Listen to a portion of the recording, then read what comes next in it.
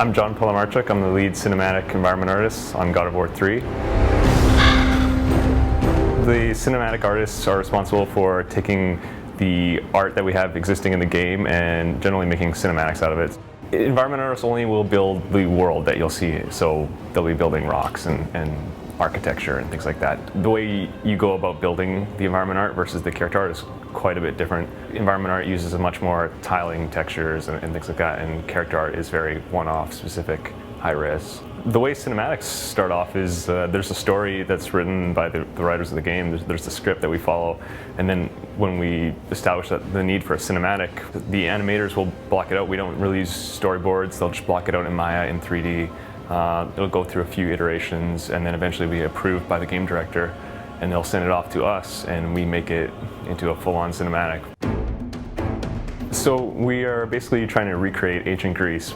Between God of War 2 and God of War 3 I went to Greece and I saw a bunch of ancient ruins, and they weren't really that helpful because you see it thousands of years old, but we're trying to build it as if it's a modern day present era.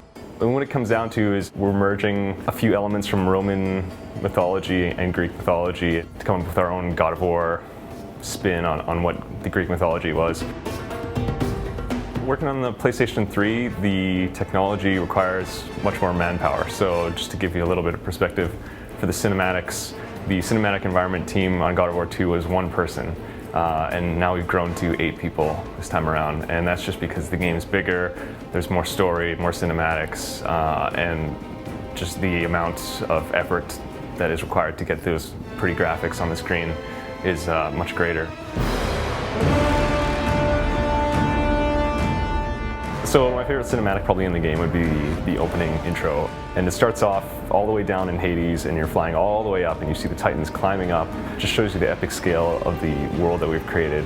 Continues to fly all the way up past the Titans into Olympus, and you see the gods at the top on basically on their little castle there. And it's like the good guys versus the bad guys. It really gets you into it, and then right away we just cut right into gameplay.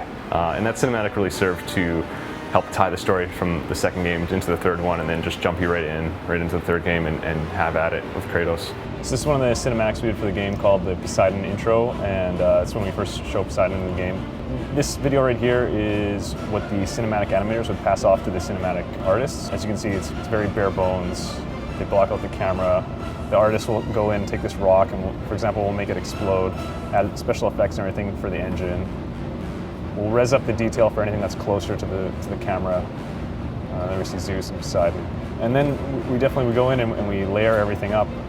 So I can turn on some extra layers. You can see we build all of Olympus out. There's a lot going on. Get the skybox in there. And that's really how the scene comes together.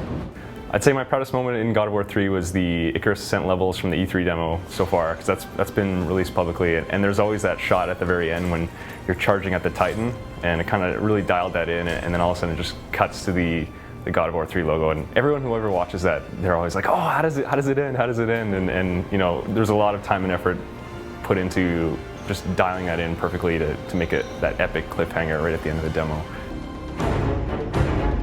On the previous God of War games, we would use high-res cinematics, and it was very obvious to the player that, okay, this isn't in-game. Now we're going to be switching. It'll just be a camera cut. It'll be instantaneous, and you won't ever know whether it's a cinematic pre-rendered or whether it's real-time. It's definitely the cinematic artist's job to make sure that it matches perfectly in-game to cinematics. So sometimes we'll cut to a pre-rendered cinematic, and it'll be like 5 seconds, and you won't even realize it, and then we'll cut back into the gameplay. It's always seamless if we did a good job, and I think we did.